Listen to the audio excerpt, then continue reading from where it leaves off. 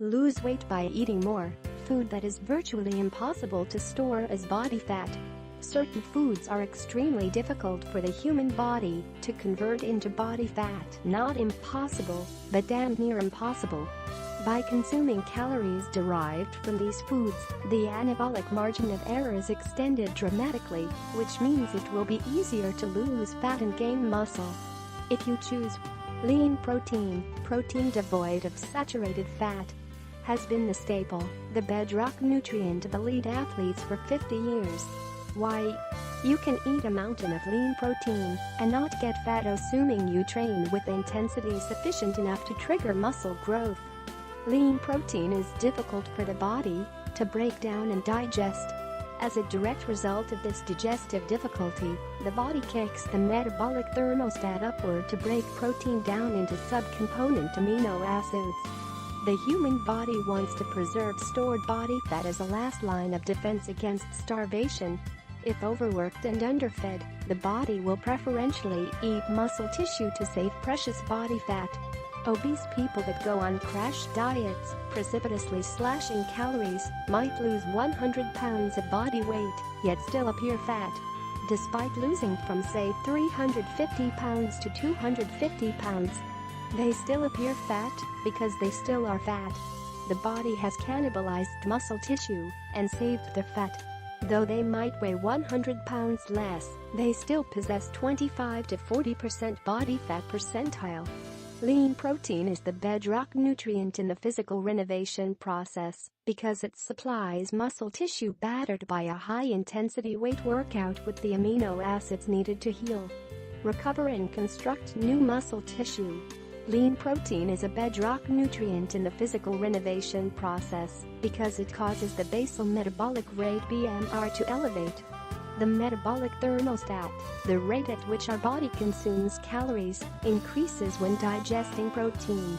Lean protein is a bedrock nutrient in the physical renovation process because it is damn near impossible for the body to convert it into body fat. The other bedrock nutrient in the physical transformation process is fibrous carbohydrates, carrots, broccoli, green beans, bell peppers, spinach, cauliflower, onions, asparagus, cabbage, salad greens, Brussels sprouts and the like.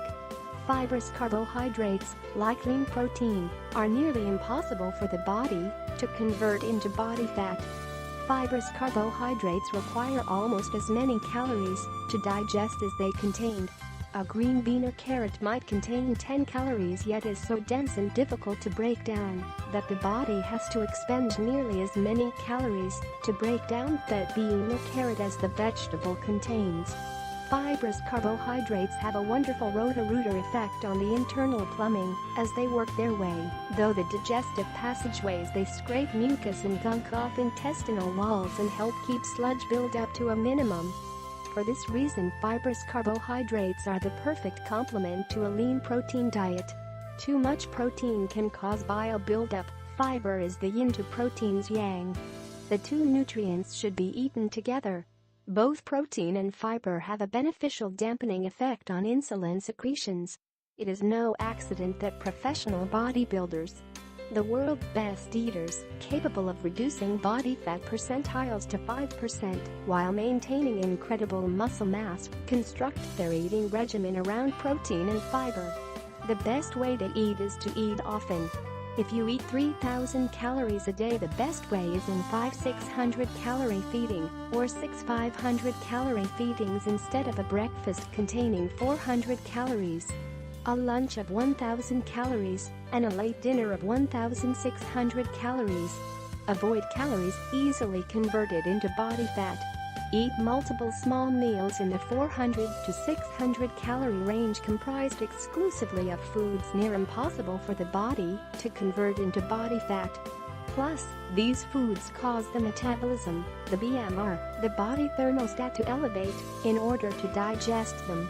Optimally, you should eat every 3 hours in about the time the nutrients from the previous meal have dwindled, been expended and exhausted in about the time the elevated metabolism is settling back down to normal. Eat another small protein fiber meal.